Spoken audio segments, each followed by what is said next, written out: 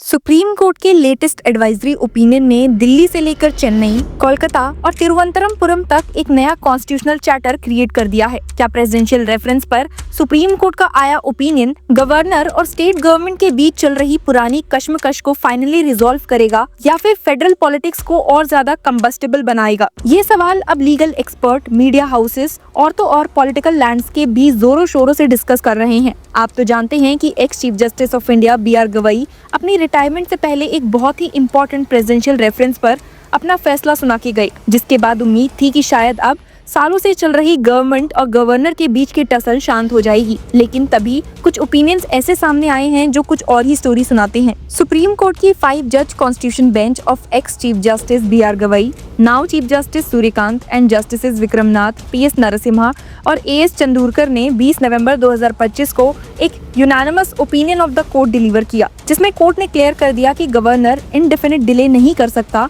लेकिन judiciary governor या president पर फिक्स टाइमलाइंस इंपोज नहीं कर सकती, ना ही डीम्ड एसेंट जैसे जज मेड शॉर्टकट्स क्रिएट कर सकती है। अब इसी को लेकर एक पूरी डिबेट लीगल सर्कल में शुरू हो चुकी है। ऑपोजिशन रूल स्टेट्स जैसे तमिलनाडु, केरला, वेस्ट बंगाल, तेलंगाना, पंजाब और दिल्ली का सेंटीमेंट लार्जली ये है कि सुप्रीम कोर्ट का ये ओपिनियन उनके लिए एक सेटबैक है। रीजन सिंपल है, फिक्स टाइमलाइंस रिमूव हो गए, डीम्ड एसेंट रिजेक्ट हो गया और जुडिशियल ओवरसाइट नैरो हो गया है। जी हाँ व्यूअर्स, इसी नैरेटिव को ऑपोजिशन स्टेट्स इस तरह फ्रेम कर रही हैं कि कोर्ट ने गवर्नर की पावर को रीइंफोर्स कर दिया और इलेक्टेड स्टेट गवर्नमेंट के लेजिस्लेटिव मैंडेट को वीकन कर दिया। उनके लिए ये परसेप्शन सिर्फ पॉलिटिकल नहीं बल्कि कॉन्स्टिट्यूशनल भी है, क्योंकि अगर कोई भी डेडलाइन नहीं है तो डिले अब भी इंडेफिनाइट हो सकता है। लॉयर्स ने प्रोसीडिंग्स के बाद क्लैरिफाई किया कि कॉन्स्टिट्यूशन बेंच ने डेलिब्रेटली डेडलाइन स्पेसिफाई नहीं की, क्योंकि आर्टिकल 143 का ओपिनियन लॉ को इंटरप्रेट कर सकता है, अमेंड नहीं कर सकता। अगर कोर्ट टाइमलाइन प्रिस्क्राइब करता तो वो कॉन्स्टिट्यूशन मेकिंग का काम बन जाता,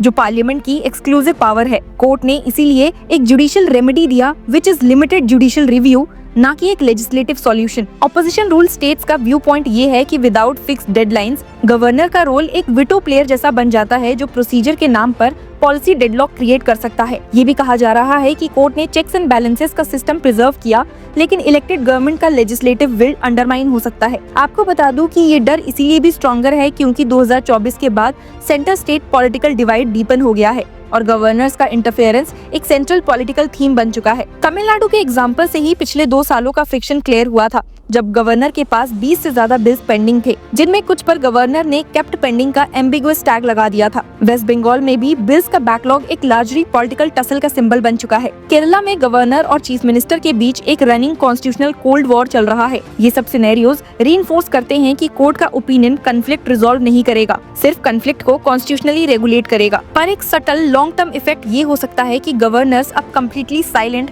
या नॉन कम्युनिकेटिव रोल प्ले नहीं कर सकते। कोर्ट ने जब ये रेड लाइन ड्रॉ की दैट इनएक्शन इज रिव्यूएबल, तो गवर्नर्स को अपने डिसीजंस रीजन और टाइम बाउंड मैनर में जस्टिफाई करना पड़ेगा, इवन इफ डेडलाइंस एक्सप्लिसिट नहीं है। ये एक तरह से ट्रांसपेरेंसी क्रिएट करेगा जो पॉलिटिकल अकाउंटेबिलिटी को एनहांस करेगा। इस एडवाइजरी ओपिनियन का लेजिस्लेटिव इम्पैक्ट ये होगा कि स्टेट्स को अब अपनी स्ट्रेटजी रीफ्रेम करनी होगी। Instead of relying on judicial timelines, उन्हें प्रोएक्टिव कॉन्स्टिट्यूशनल कम्युनिकेशन अडॉप्ट करना होगा। Messages, clarifications, repeated references, political pressure और eventually judicial review petitions file करना होगा, जहां वो प्रूव करे कि गवर्नर की डिले अनरीजनेबल थी। इसी बीच ऑपोजिशन स्टेट्स का एक और कंसर्न ये भी है कि कोर्ट का ओपिनियन पब्लिक परसेप्शन को टिल्ट करता है। जब कोर्ट ये बोलता है कि गवर्नर का डिस्क्रिशन नॉन जस्टिसिएबल है और टाइमलाइंस जुडिशरी प्रिस्क्राइब नहीं कर सकती, तो पॉलिटिकली ये सिग्नल जाता है कि गवर्नर एक सुपीरियर कॉन्स्टिट्यूशनल सेंटिनल है, जो स्टेट लेजिस्लेशन को हाईएस्ट स्क्रूटनी के थ्रू पास होने देता है। ये नैरेटिव कभी-कभी स्टेट गवर्नमेंट्स के लेजिस्लेटिव ऑटोनॉमी को ओवरशैडो कर सकता है, स्पेशली जब सेंटर और स्टेट पॉलिटिकल राइवल्स हो। इस कंटेक्स्ट में सुप्रीम कोर्ट का ओपिनियन एक कॉन्स्टिट्यूशनल टेक्स्ट को रीइंफोर्स करता है, पर पॉलिटिकल इंटरप्रिटेशन उसका एक बिल्कुल अलग डायमेंशन क्रिएट कर देता है। आप सभी को याद दिला दूं कि इस पूरी डिबेट का सेंटर स्टेज आर्टिकल 143 का प्रेसिडेंशियल रेफरेंस था, एक रेयर कॉन्स्टिट्यूशनल मैकेनिज्म जिसमें प्रेसिडेंट सुप्रीम कोर्ट से एक एडवाइजरी ओपिनियन मांगती है जब कॉन्स्टिट्यूशनल लॉ इतने मडी हो जाए कि पॉलिटिकल और लीगल सिस्टम दोनों एक क्लैरिटी की डिमांड करे। ये रेफरेंस तब आया जब तमिलनाडु गवर्नमेंट ने गवर्नर के प्रोलॉन्ग डिले को चैलेंज किया था, जहां कई स्टेट बिल्स गवर्नर के टेबल पर महीनों तक पेंडिंग रहे थे, बिना एसेंट, बिना रिटर्न और बिना रिजर्व किए हुए। सुप्रीम कोर्ट ने 8 अप्रैल 2025 को इस डिले को इलीगल और एरोनियस बोला था। और आर्टिकल 142 के थ्रू पहली बार स्पेसिफिक टाइमलाइंस प्रिस्क्राइब कर दिए थे। ये टाइमलाइन बेस्ड रिजीम इतना बोल्ड था कि उसने कॉन्स्टिट्यूशनल इक्विलिब्रियम को शेक कर दिया। गवर्नर को मैक्सिमम 3 मंथ्स का विंडो दिया गया था, जिसमें उन्हें या तो एसेंट देना था या बिल को रिटर्न करना था, या फिर बिल को प्रेसिडेंट के कंसिडरेशन के लिए रिजर्व करना था। री इनेक्टेड बिल के लिए 1 मंथ की डेडलाइन थी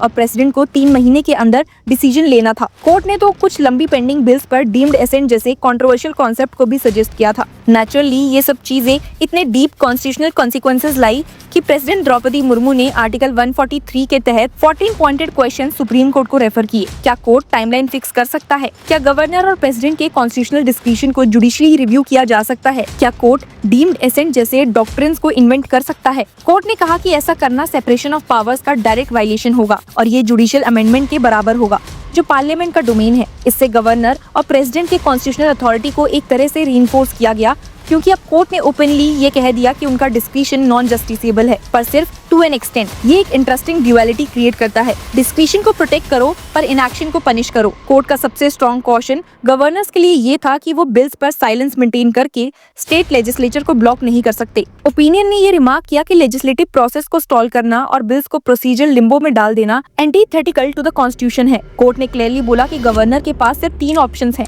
एसेंट, रिजर्व या return with a message. Withhold assent simpliciter एक कॉन्स्टिट्यूशनल ऑप्शन नहीं है। अगर गवर्नर एसेंट डिनाई करता है तो उसे एक रीजन्ड मैसेज के साथ बिल वापस भेजना होगा, जिससे स्टेट असेंबली से एक कॉन्स्टिट्यूशनल डायलॉग हो सके। इसके साथ ही कोर्ट ने एक narrow but powerful supervisory jurisdiction acknowledge किया, इनएक्शन का जुडिशियल रिव्यू। कोर्ट ने कहा that inaction that is prolonged, unexplained and indefinite will certainly invite limited judicial scrutiny। यानी लिमिटेड मैंडमस का रेमेडी अवेलेबल रहेगा, जहां कोर्ट गवर्नर को ये डायरेक्ट करेगा कि वो 3 ऑप्शंस में से कोई एक चूज करे, पर कोर्ट ये डिक्टेट नहीं करेगा कि उन्हें कौन सा ऑप्शन चूज करना चाहिए। ये एक सटल बट इम्पोर्टेंट चेक है जो गवर्नर्स को बिल्कुल अनअकाउंटेबल नहीं होने देता। आर्टिकल 361 का इम्यूनिटी क्लॉज भी इस लिमिटेड रिव्यू को ब्लॉक नहीं करेगा, क्योंकि ये इम्यूनिटी एक्शन को प्रोटेक्ट करती है, पैरालिसिस को नहीं। अब इतने व्यूज जानने के बाद सवाल ये था कि क्या सुप्रीम कोर्ट का ओपिनियन गवर्नर स्टेट क्लैश को रिड्यूस करेगा? तो शॉर्ट में इसका आंसर है नहीं, लेकिन ये क्लैश को इंस्टीट्यूशनलाइज करेगा, डिसिप्लिन करेगा और ट्रांसपेरेंट करेगा। कॉन्फ्लिक्ट को एंड करेगा पर उसको कॉन्स्टिट्यूशनली स्ट्रक्चर्ड करेगा। साथ ही एक फार रीचिंग इफेक्ट ये भी हो सकता है कि पॉलिटिकल पार्टीज अपने मैनिफेस्टोज में गवर्नर स्टेट रिलेशंस को एक रिफॉर्म सब्जेक्ट बना दे। शायद पार्लियामेंट फ्यूचर में time bound assent mechanism legislate करे। शायद स्टेट्स गवर्नर अपॉइंटमेंट पर कंसल्टेशन का स्ट्रॉन्गर डिमांड रेज करे। शायद फेडरलिज्म एक न्यू पॉलिटिकल इशू बन जाए। In that sense supreme court का ओपिनियन एक ट्रिगर बन सकता है for larger constitutional debate. Overall ये एडवाइजरी ओपिनियन एक मिक्स बैग बनकर रह गया है। गवर्नर को प्रोटेक्ट करता है, स्टेट को कॉशन देता है, कोर्ट को अपने लिमिट्स याद दिलाता है और कॉन्स्टिट्यूशन को एक बैलेंस इंटरप्रिटेशन देता है। स्टेट्स अब भी मानने को रेडी नहीं है कि गवर्नर के हाथ में ज्यादा डिस्क्रिशन हो। गवर्नर्स अब भी डाउटफुल हैं कि स्टेट जुडिशियल रिव्यू के थ्रेट का यूज नहीं करेगी, और सेंटर अब भी इस पूरी गेम को फेडरल पॉलिटिक्स के लेंस से देख रही है। एक चीज सर्टेन है कि गवर्नर स्टेट का टसल अभी खत्म नहीं हुआ है, बस वो सुप्रीम कोर्ट के कॉन्स्टिट्यूशनल बाउंड्रीज के अंदर अब लड़ा जाएगा, जो एक मीनिंगफुल बट कंटेस्टेड फेडरलिज्म का मॉडल प्रेजेंट करता है।